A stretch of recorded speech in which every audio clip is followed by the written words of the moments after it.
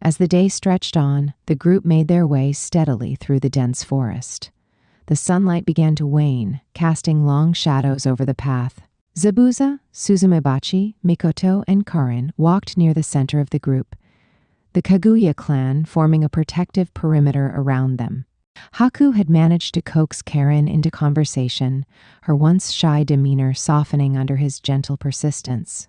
The pair walked side by side, with Kimimaro trailing behind them, his sharp green eyes scanning every shadow and flicker of movement. His bone blade rested lightly in his hand, but the tension in his body showed he was ready to strike at the first sign of danger.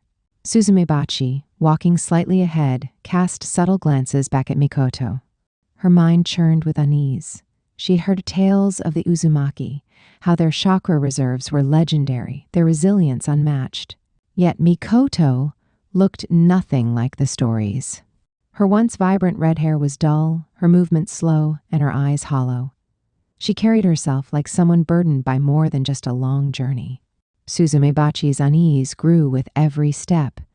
"I don't like this," she muttered under her breath, her gaze fixed ahead. "Something's not right." Zabuza, walking beside her, gave a curt nod. "I noticed," he replied quietly. His crimson eyes darted toward Mikoto. "She's weak, but it's not her body, it's something else. I don't know what, but I'll figure it out." Suzumebachi nodded, though the worry in her chest remained. "Keep an eye on her," she said. "I'll handle the rest."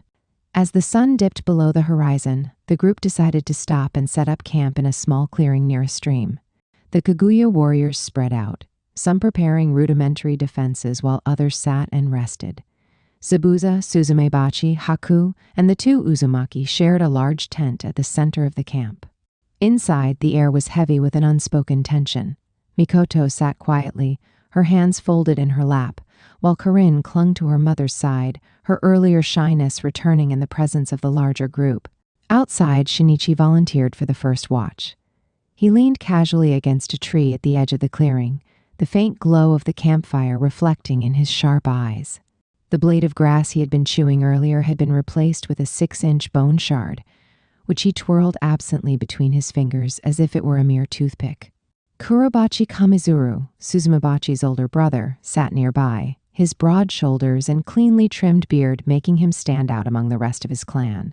He had been quiet for most of the journey, but now his eyes were sharp as he surveyed the perimeter. Inside the tent, Suzumebachi sat cross-legged, her gaze alternating between Mikoto and Zabuza. She finally broke the silence. "So," she began, her tone sharp and direct, "we've all heard the tales of the Uzumaki, the chakra reserves, the sealing jutsu, the power that made the great nations fear them. But you," she looked directly at Mikoto, "you're different, weak, broken. What happened to you?"